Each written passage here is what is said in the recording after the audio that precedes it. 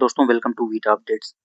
इस वीडियो में हम बात करते हैं टेक्निकल एनालिसिस की। टेक्निकल एनालिसिस बेसिकली क्या होता है कि किसी स्टॉक के मूवमेंट के बेसिस पे ये आइडेंटिफाई करना कि स्टॉक ऊपर जाएगा या नीचे जाएगा। ठीक है, तो इसके टेक्निकल एनालिसिस के कुछ टर्म होते हैं, जैसे उसके इंडिकेटर्स के बेसिस पे आइडेंटिफाई करना कि प्राइस ऊपर जाएगा नीचे। फिर पैटर्न, वॉल्यूम, ट्रेंड। ठीक है, इसके बेसिस पे आप आइडेंटिफाई करोगे कि प्राइस अब ऊपर जाएगा या नीचे जाएगा। हमें टेक्निकल एनालिसिस स्टॉक में बेस्ट एंट्री दिला सकता है, चाहे बेस्ट हो स्टॉक हो या ऑप्शन हो। फंडामेंटल हमें कंपनी की कंप्लीट हेल्थ बताता है और टेक्निकल हमें बेस्ट एंट्री दिला देता है। ठीक है, तो टेक्निकल एनालिसिस में मेन क्या होता है, चार्ट पैटर्न बनते हैं। कैंडलस्टिक पैटर्न के बेस कैंडलस्टिक को मिला के कोई पैटर्न बनता है, उसको बोलते हैं चार्ट पैटर्न। फिर टेक्निकल एनालिसिस में ये टेक्निकल इंडिकेटर्स हो गए, जैसे हमारा मूविंग एवरेज हो गया, आरएसआई हो गया, बॉलिंजर बैंड हो गया। ठीक है, फिर उसमें ट्रेड डिसीजन लेते हैं, क्या करना है, बाई करना है या सेल करना है, कहाँ पे एंट्री लेनी है, कहाँ पे एग्जिट लेना है। फिर उसका प्राइस और वॉल्यूम का डेटा का एनालिसिस करते हैं। ठीक है, तो चलो पहले कैंडल के बारे में समझते हैं। कैंडल क्या होती है? कैंडल जैसे जैसे प्राइस मूव कर रहा है हमारा, यहाँ पे प्राइस मूव किया। ठीक है, प्राइस यहाँ कैंडल, ये पहले समझो कि कैंडल या तो ग्रीन बनेगी या तो रेड बनेगी। ग्रीन शो करता है कि प्राइस हमारा ऊपर जा रहा है। ठीक है, रेड दिखाता है कि प्राइस नीचे आ रहा है। ठीक है, ये कैंडल बनती कैसे है? इनकेस चलो मान लो प्राइस ग्रीन अप साइड में जा रहा है तो ग्रीन कैंडल बनेगी।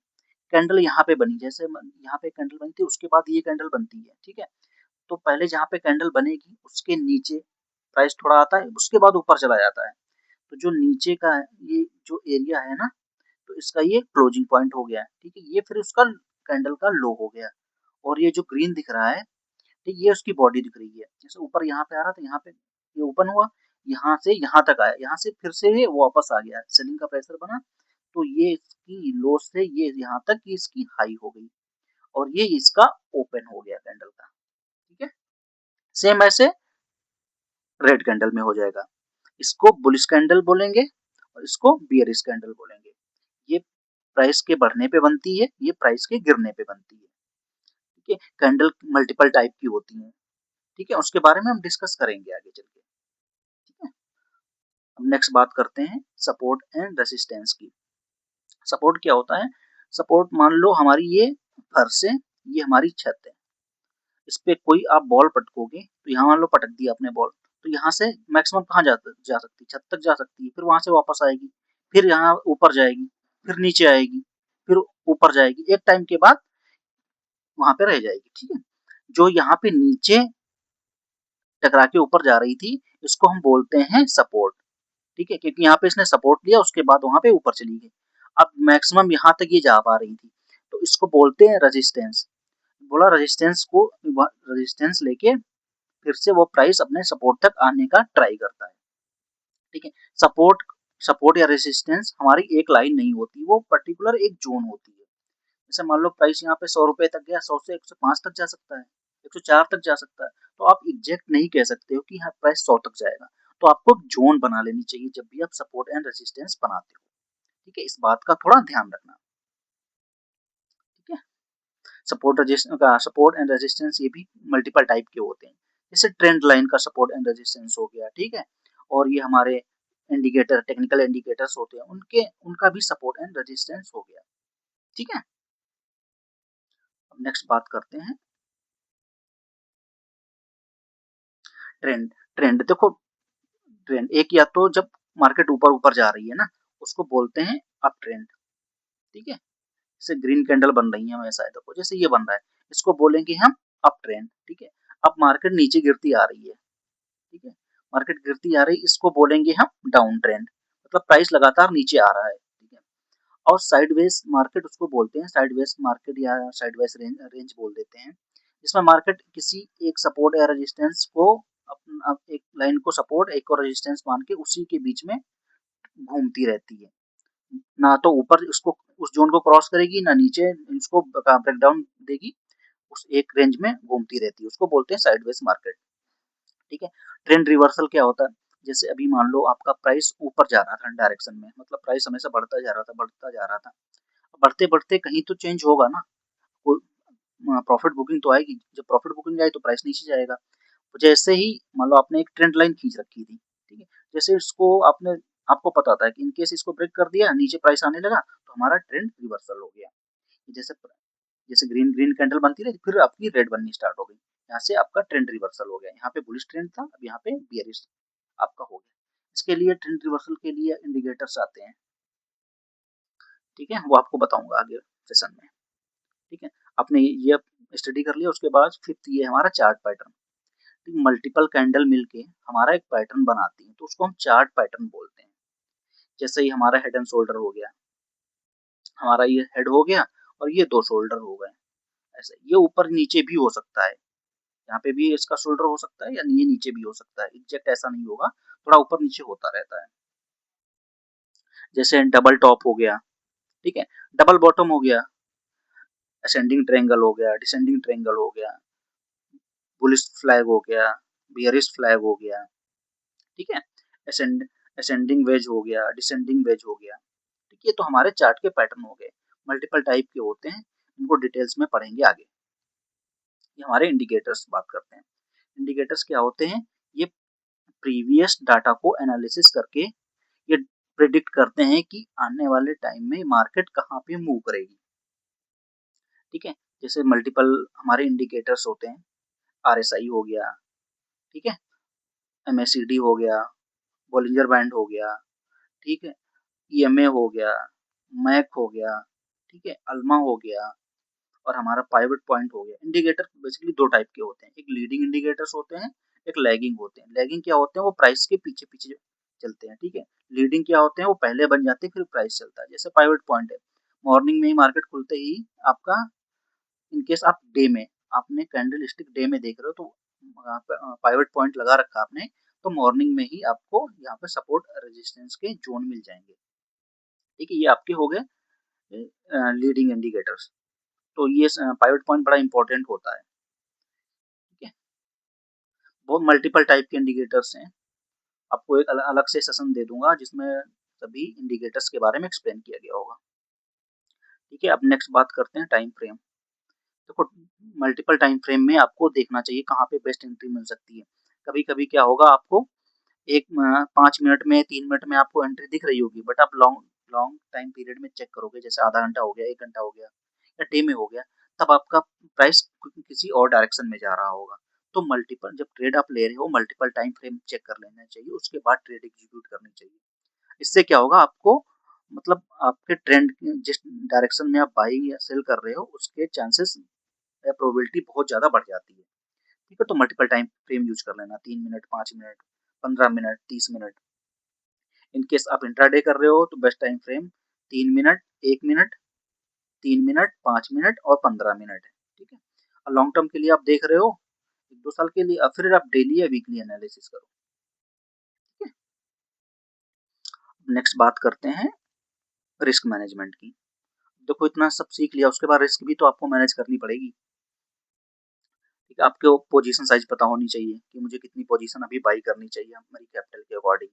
इनकेस कैपिटल के अकॉर्डिंग मैंने ज़्यादा पोजीशन ले ली, फिर इनकेस लॉस साइड में जाने लगा तो हम प्रॉपर स्टॉप लॉस नहीं ले पाएंगे, ठीक है। तो पोजीशन साइज अपने कैपिटल के हिसाब से लेनी चाहिए। स्टॉप लॉस हमेशा फिक्स रखना चाहिए। स्टॉप लॉस क्या होता है? जैसे आपने यहाँ पे एंट्री ली, आपको पता है कि मेरे को इनकेस या तो कैंडल कैंडल को फॉलो करते हैं तो आप देखो कि इस जोन तक आएगा तो मैं यहाँ पे निकल जाऊंगा, अदरवाइज आप फिक्स कर दो कि 20 पॉइंट या 30 पॉइंट जितना नीचे आएगा उसके बाद मैं निकल जाऊंगा, ठीक है। रिस्क एंड रिवॉर्ड रेशियो क्या होता है? जैसे आपने बोला कि इनकेस मैं 20 पॉइंट लेके लॉस में निकलता हूँ तो मुझे 60 पॉइंट चाहिए, 20 वो तो 1:3 का रेशियो हो गया। इनकेस आपको लगता है नहीं नहीं मुझे 1:2 ही बहुत है, तो ठीक 1:2 ले सकते हो। आइडियल ये रहेगा 1:3 का रेशियो लेके चलते हो तो आपके मंथ के लास्ट में प्रॉफिटेबल रहने के चांसेस बहुत ज्यादा हो जाते हैं, इनकेस आप प्रॉपर स्टॉप लॉस फॉलो करते हो तो, ठीक है। फिर ट्रेडिंग डिसिप्लिन आपको पता है, इनकेस दिन की मैंने 3 ट्रेडें या 5 ट्रेडें लेनी है, इनकेस 3 हो गए बैक टू बैक लॉस हो गया, ठीक है। उसके बाद आप बोल रहे कि नहीं मैं लॉस नहीं लूंगा, अब आज के लिए बस हो गया, ठीक है, आपको इनकेस 5 करनी है तो 5 कर लो, हाँ ठीक है, बस अपने स्टॉप लॉस और ये रिस्क के अकॉर्डिंग ही आपको ये ट्रेड लेनी चाहिए, वही डिसिप्लिन हो गया आप। साइकोलॉजी, अब ट्रेडिंग साइकोलॉजी की बात करते हैं, ये सबसे ज़्यादा इंपॉर्टेंट होती है। अब जैसे क्या होता है, कभी-कभी हम बिना स्टॉप लॉस लगा के बैठ जाते हैं, उसमें होप में रहते हैं कि मार्केट यहाँ से आपने इनकेस आपने कॉल साइड के लेके बैठ गए हो, तो आपको होप रहती नहीं अब मार्केट इतनी गिर गई, अब और कितनी गिरेगी, इससे ऊपर तो जाएगी ही जाएगी। ऐसे-ऐसे क्या होता है, आपका प्रीमियम जो होता है ना, धीरे-धीरे डिके होते-होते वो ज़ीरो हो जाता है, तो आपको एक बहुत बड़ा लॉस हो जाता है। तो तो आपको थोड़ी ये साइकोलॉजी मेंटेन करनी चाहिए, ठीक है? आपको स्ट्रिक्टली डिसिप्लिन में रहना चाहिए, क्योंकि पता है मैंने 1:3 का रेशियो ले रखा है भाई, 20 पॉइंट जाएँगे नीचे, मैं स्टॉप लॉस दे दूँगा ना, मुझे नेक्स्ट ट्रेड का वेट करूँगा, उसमें 1:3 का रेशियो आ गया तो 1:2 तब भी प्रॉफिट में रहूँगा ना, उसके 2 पार्ट तब भी प्रॉफिट में रहेंगे ना। आपको इमोशन ऐसा नहीं है कि अब मेरी आज 3 ट्रेडों में लॉस हो गया तो नहीं, मुझे आज प्रॉफिट करना ही करना है, तो इससे आपको थोड़े अपने इमोशन पे कंट्रोल करना चाहिए। और ये पता है कि आपको अपनी ट्रेड का कितना परसेंट लॉस लेना है, 2%, 3% जितना भी हो, जैसे 1 लाख की कैपिटल हो, तो उसपे 2% का मतलब 2000 का लॉस हो गया। तो इन केस आप 10,000 से स्टार्ट करते हो, 1 लॉट ईज़िली मिल जाएगी। तो उसमें 1 दिन में मैक्सिमम 2000 का लॉस कर सकते हो। ठीक है, अब ये कहाँ-कहाँ यूज़ कर सकते हैं टेक्निकल एनालिसिस? टेक्निकल एनालिसिस सब कहीं पे यूज़ होता है।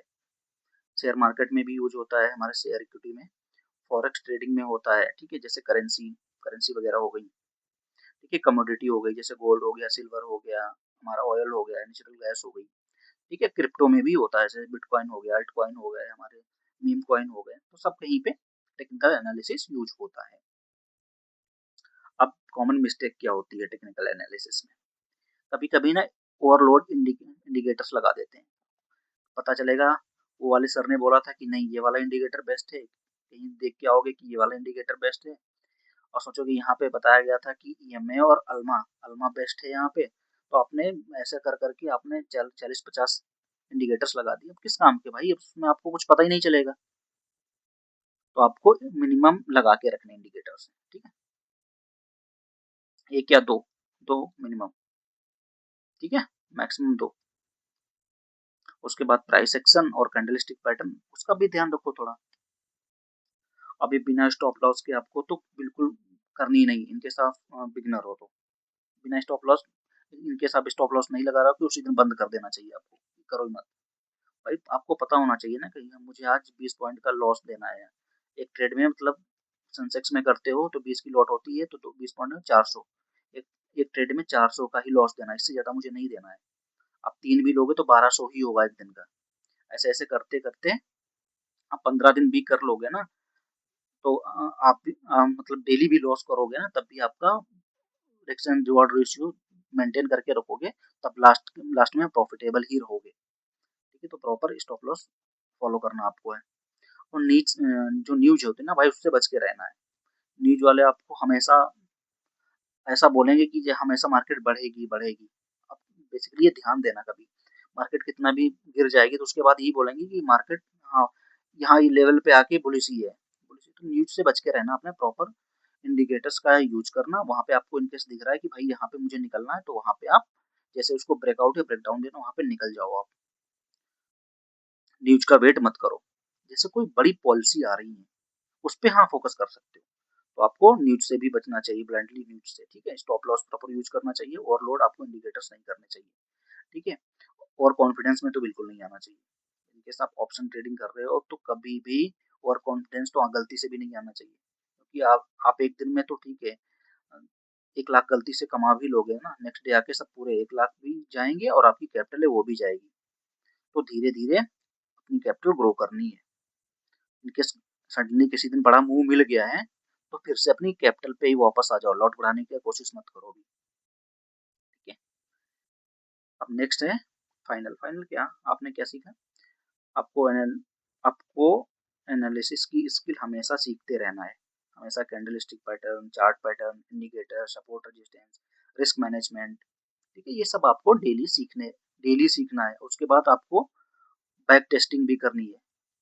बैक टेस्ट करोगे, कम से कम ज़्यादा नहीं देख पाओगे, कम से कम 8-10 चार्ट तो चेक कर लो ना, कहाँ पे कौन सी कैंडल बन रही थी, उसके बेसिस पे प्राइस मूव कर गया यहाँ पे, कहाँ पे सपोर्ट रेजिस्टेंस बन रहा है, जो आपको नेक्स्ट डे के लिए भी हेल्प करेगा। ठीक है, ठीक है। और ये टाइम आपको लर्निंग तो हमेशा करते ही रहना है। ठीक है, और अपना पॉजिटिव माइंड सेट रखना है। ठीक है, ये सब आप प्रॉपर से सीख लोगे तो आप टेक्निकल एनालिसिस बहुत अच्छे से सीख जाओगे, जो आपको ट्रेडिंग में बहुत हेल्प करेगा। ठीक है, प्रॉफिटेबल ट्रेडर बहुत जल्दी बन जाओगे, इनके सब जितनी जल्दी सीख के इम्प्लीमेंट करना जान जाओगे। सीख तो लोग लेते हैं बट उसको इम्प्लीमेंट नहीं करते हैं, तो इस पे आपको फोकस करना है।